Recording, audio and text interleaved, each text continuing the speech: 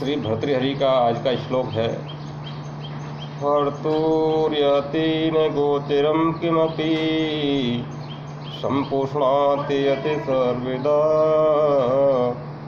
अर्थीभ्ये प्रतिपद्यमानमिदं प्राप्नोति प्रतिपराम्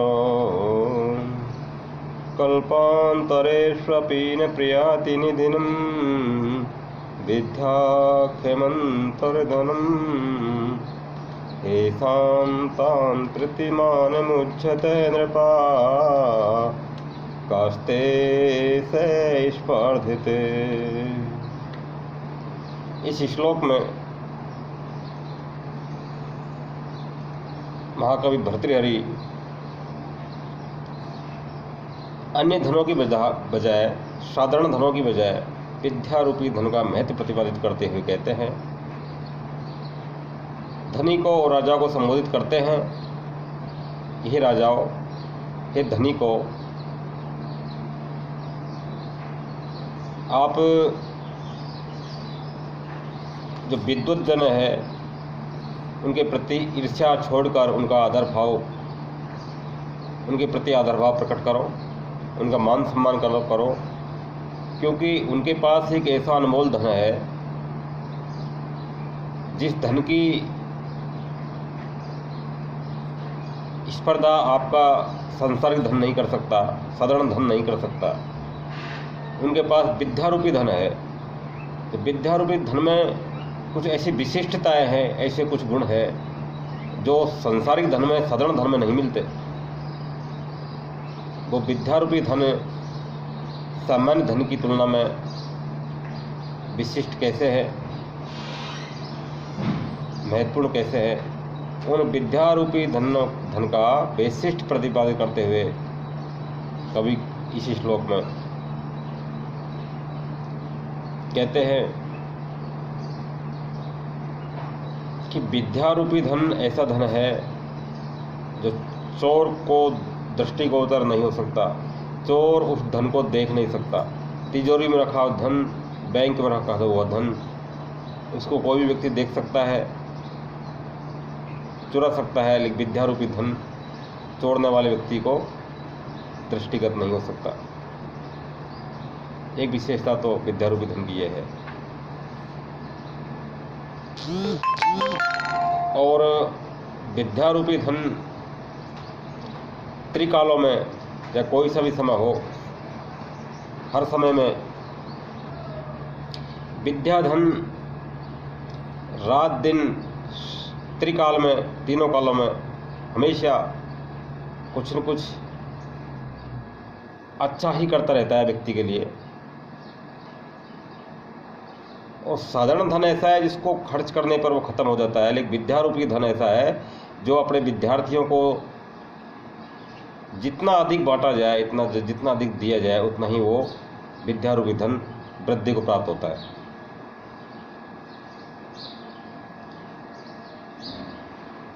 साधारण धन नष्ट हो सकता है, लेकिन विद्यारूपी धन चाहे प्रलय आ जाए, चाहे कितना ही समय बीत जाए, अनंत काल तक भी नष्ट नहीं हो सकता, क्योंकि शिष्य प्रशिष्य परंपरा से वो विद्यारूपी धन आगे निरंतर बढ़ता ही रहता है, उसका फैलाव निरंतर बढ़ता है, इसलिए वो हमेशा अजर और अमर हो जाता है।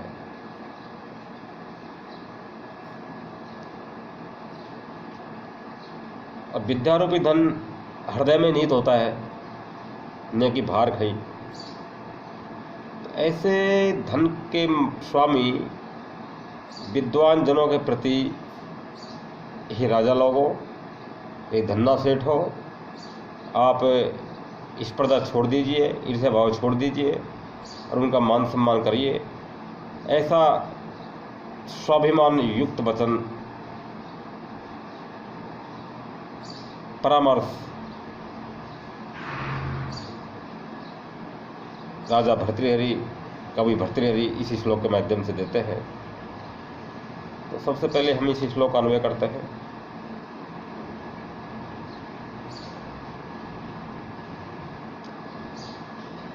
हर तो गोचरम न याति, वो विद्यारूपी धन है वो। हर तो याति न गोचरम, हर तो गोचरम न याति, हर तो गोचरम न याति।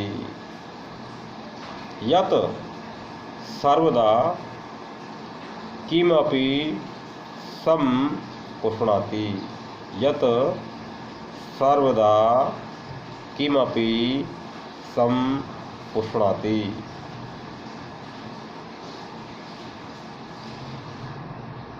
अर्थिभ्य प्रतिपद्यमानम, अर्थिभ्य प्रतिपद्यमानम ऐनिसम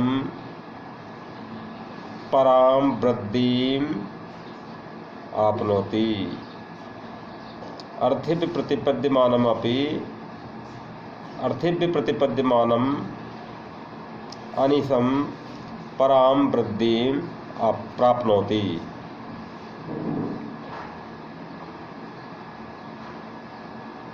कल्पांतरेषु अपि निधनम न प्रयाति, कल्पांतरेषु अपि निधनम न प्रयाति।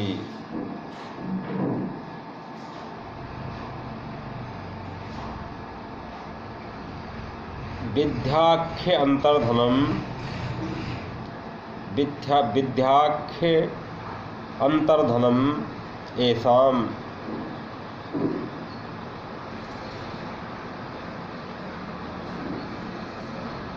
तान् प्रति हे नृपः मानम उच्यते, तान् प्रति हे नृपः मानम उच्यते। तेईसः कै स्पर्धते, तेईसः कै स्पर्धते। अन्वय पर फिर से ध्यान दीजिए। एक बार किसी श्लोक का अन्वय सही समझ में जाता है तो श्लोक का शब्दार्थ और तदंतर भावार्थ समझना बहुत आसान हो जाता है। तो सबसे पहले आप पुनः श्लोक के अन्वय को ठीक से समझिए। यहाँ पर विद्यारूपी धन की जो का प्रसंग है उसी की चर्चा है, विद्या के बारे में कहा जा रहा है।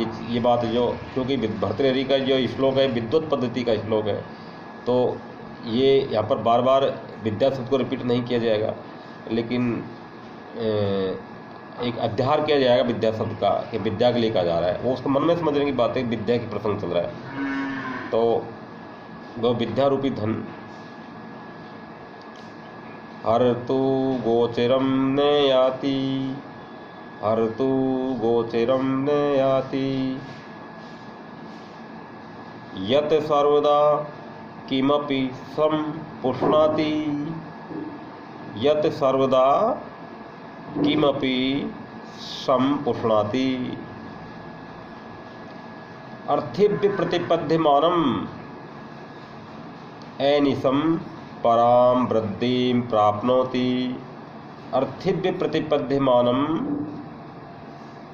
ऐनिसम पराम वृद्धिम प्राप्नोति। कल्पांतरेषु अपि निधनम न प्रयाति, कल्पांतरेषु अपि निधनम न प्रयाति। विद्याख्य अंतर्धनम येषाम्, विद्याख्य अंतर्धनम येषाम् तान् प्रति नृपः हे नृपः मानम उज्यते।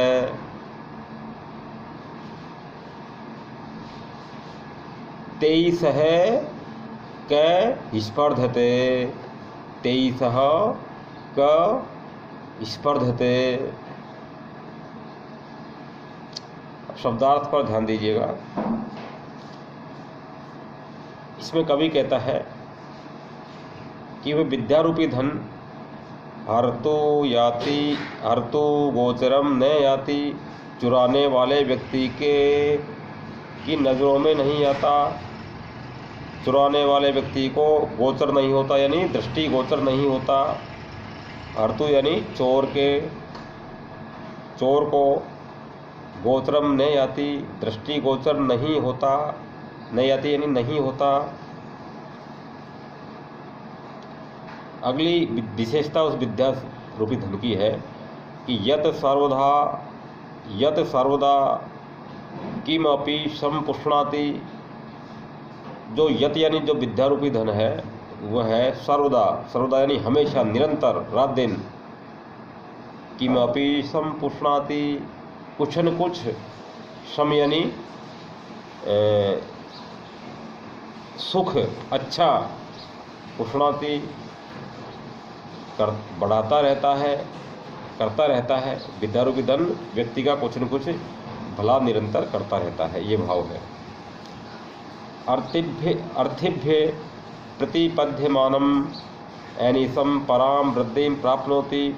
अर्थिभ्य यानी विद्यार्थियों को, पढ़ने के इच्छुक लोगों को, प्रतिपद्यमानम निरंतर दिया जाता हुआ भी, निरंतर बांटा जाता हुआ भी। एनिसम यानी रात दिन, पराम वृद्धिम प्राप्नोति, परम वृद्धि को प्राप्त होता है।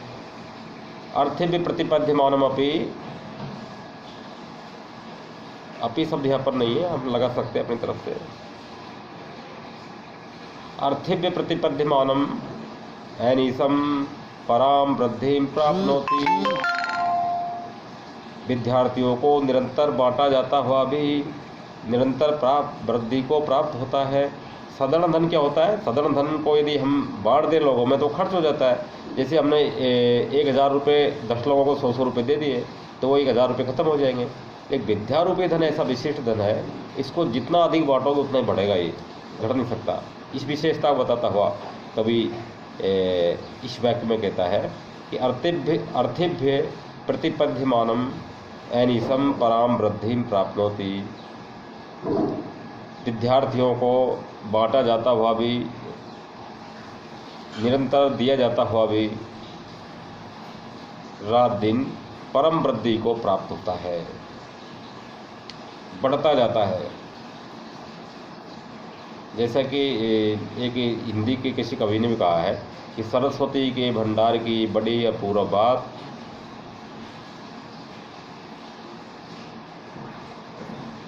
सरस्वती के भंडार की बड़ी अपूर्व बात है कि इसको जैसे जैसे खर्च करते हैं वैसे वैसे ये बढ़ता जाता है।